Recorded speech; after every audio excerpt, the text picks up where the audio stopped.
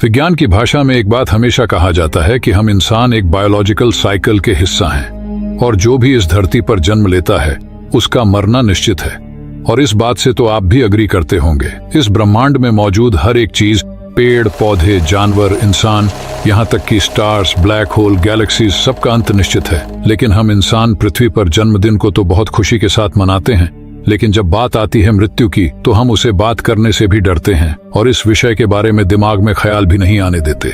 जबकि प्रकृति के लिए दोनों घटनाएं, जन्म और मृत्यु, एक ही समान है और प्रकृति इन दोनों घटनाओं को एक जैसा ही महत्व देती है। पर यहाँ एक बहुत अहम सवाल खड़ा होता है कि मरने के बाद इंसान के साथ आखिर होता क्या है? वे मरने के बाद कहाँ जाते हैं? क्या वो सच में एक आत्मा ऊर्जा के रूप में हमारे धरती पर मंडराते रहते हैं? विज्ञान मित्र की वीडियो से एक बार फिर से नमस्कार। आज के वीडियो में हम साइंटिफिक तरीके और सिर्फ फैक्ट्स के आधार पर बात करेंगे कि मरने के बाद आखिर होता क्या है और विज्ञान इस घटना को किस तरह देखता है। दरअसल मरने के बाद आखिर क्या होता है, ये तो वही लोग बता सकते हैं जिन्होंने मौत को अनुभव किया हो। इसके लिए जब कोमा मरीजों और हार्ट अटैक से बचे हुए मरीजों से पूछा गया कि उन्हें इस मौत के मुंह से बाहर निकलने वाले हादसे के दौरान कैसा अनुभव होता है, तो उन्होंने कहा कि जब वे मौत के करीब थे तो उन्हें बहुत शांति का अनुभव होता था। उन्हें ऐसा लगता था कि उनके शरीर का सारा दर्द खत्म हो चुका है। कई लोगों ने तो यह तक कहा कि उन्हें ऐसा लग रहा था कि वे अपने शरीर से बाहर निकल चुके हैं और खुद को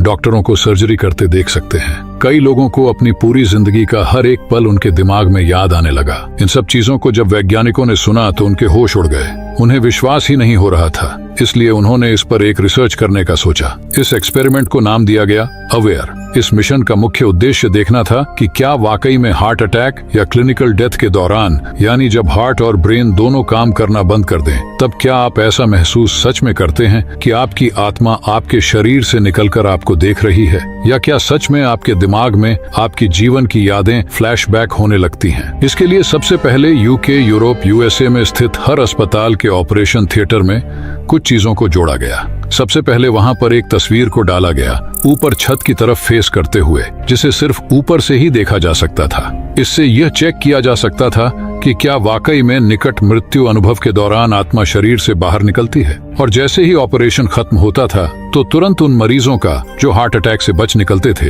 एक इंटरव्यू लिया जाता था, जहां उनसे पूछा जाता था कि उन्होंने वहां ऑपरेशन थिएटर में क्या क्या देखा। और इसी तरह अलग अलग मरीजों का डेटा कलेक्ट किया गया। इन सभी टेस्ट में यह पाया गया कि 9% मरीजों को ऐसा महसूस हुआ कि उनके दिमाग में उनकी जिंदगी की सारी यादें फास्ट स्पीड में चल रही थी। 2% लोगों को ऑपरेशन के दौरान हर एक चीज बिल्कुल अच्छे से याद थी, जो थोड़ा शॉकिंग था। कुछ लोगों को एक लंबे टनल के बाहर एक तेज रोशनी दिखाई दे रही थी, जो शायद ऑपरेशन थिएटर की लाइट की वजह से हो सकता है। लेकिन कोई भी मरीज यह नहीं बता पाया कि वहां पर लगे नोट में क्या लिखा था। तो इससे शरीर से आत्मा निकलने वाली बात तो गलत साबित हो गई थी। पर अब सवाल यह है कि विज्ञान के नजरिए से हम इसे कैसे देखते हैं। तो इंसान की मृत्यु की शुरुआत होती है उसकी दिल की धड़कन बंद होने से, जिससे हमारा ब्लड सर्कुलेशन रुक जाता है। इससे टिश्यूज और ऑर्गन्स में ऑक्सीजन पहुंचना बंद हो जाता है। सांसें रुकने के कारण हमारे खून में कार्बन डाइऑक्साइड अधिक मात्रा में जमा होने लगता है, जिसे हाइपरकैप्निया कहते हैं। ऑक्सीजन कम होने की वजह से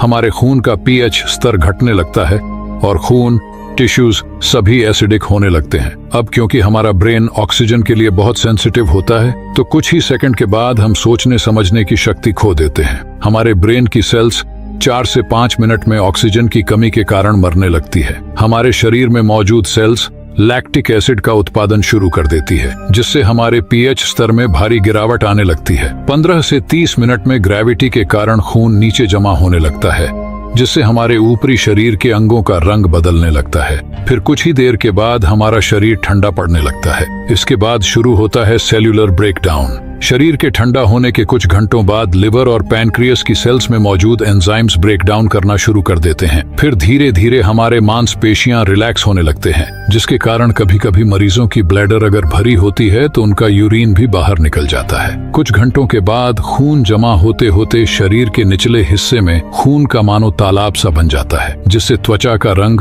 पर्पल रेड होने लगता है। मरने के 2 दिन बाद शरीर में मौजूद बैक्टीरिया मीथेन, अमोनिया जैसी गैस का उत्पादन करने लगते हैं, जिससे पूरे शरीर से एक बहुत ही गंदी गंध आने लगती है। कुछ दिनों के बाद प्यूट्रिफैक्शन के दौरान गैस इकट्ठा होने से हमारा शरीर फूलने लगता है। एक हफ्ते के बाद शरीर में बैक्टीरिया और कीड़े बनने लगते हैं, जिससे टिश्यू मास घटने लगता है और हमारे शरीर से टिश्यूज फ्लूइड के रूप में निकलने लगते हैं। कुछ और दिनों के बाद शरीर में मौजूद ब्लड वेसल्स, खासकर नसें, मार्बल्ड पैटर्न की तरह हीमोग्लोबिन के ब्रेकडाउन के कारण हमारी त्वचा के माध्यम से दिखाई देने लगती है। इसी बीच शरीर में स्किन स्लिपेज शुरू हो जाता है, जिससे बाहरी त्वचा ढीली पड़कर छूटने लगती है।